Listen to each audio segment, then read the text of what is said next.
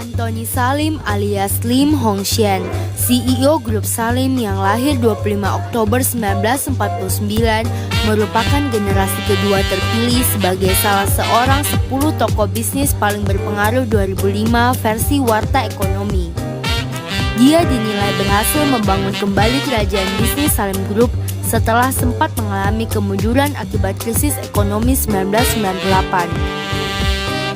Sebelum krisis moneter dan ekonomi 1998, Grup Salim terbilang konglomerasi terbesar di Indonesia dengan aset mencapai 10 miliar US dollar atau setara 100 triliun. Majalah Forbes bahkan pernah menobatkan Lim Hsiao-liong, pendiri Grup Salim, sebagai salah satu orang terkaya di dunia. Bank Sentral Asia miliknya diros pada saat krisis multidimensional 1998 itu.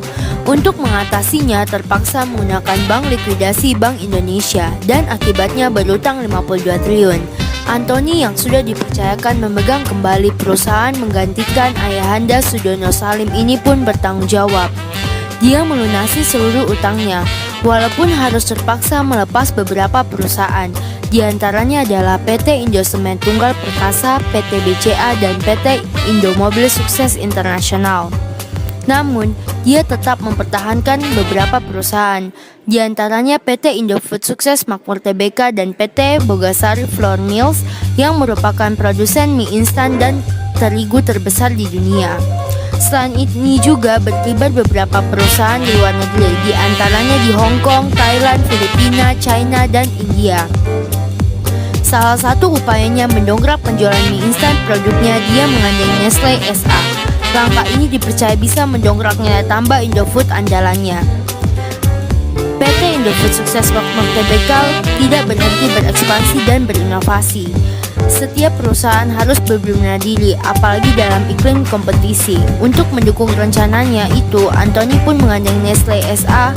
Keduanya sepakat untuk memperlebar pangsa pasar Indofood dan Nestle.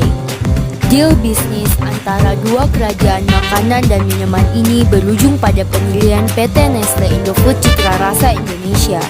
Perusahaan berstatus PMA ini menyedot dana 50 miliar dengan masing-masing pihak menyetor 50%. Pendirian usaha patungan baru ini akan menciptakan peluang untuk memanfaatkan dan mengembangkan kekuatan yang dimiliki kedua perusahaan.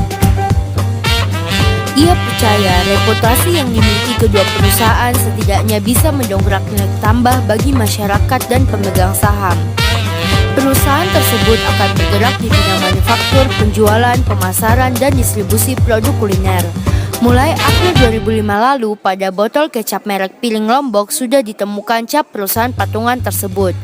Kedepan, Indofood masih akan memberi lisensi penggunaan merek produk kuliner kepada Nestle Indofood.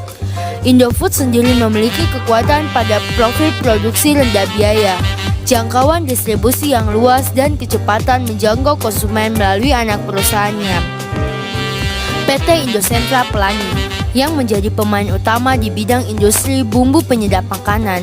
Sementara itu, Nestle bergerak di bidang produksi dan penjualan berbagai produk makanan dan minuman, termasuk mie instan dan bumbu penyedap makanan di seluruh dunia. Kekuatan perusahaan asal Swiss itu ada pada riset dan pengembangan yang kuat dalam memproduksi makanan dan nutrisi. Antony melihat bahwa perusahaan yang dipimpinnya adalah kapal yang besar, dengan 50.000 karyawan. Harus ada komunikasi yang baik agar kinerja perusahaan dapat terfokus tajam dalam melihat pasar, sehingga perusahaan dapat berjalan dengan lancar. Antony Salim menunjukkan bahwa di dalam menjalankan usaha, kita harus sabar dan gigih dalam melalui masalah-masalah yang timbul dalam perusahaan, serta terus melihat peluang yang ada untuk mengembangkan bisnis.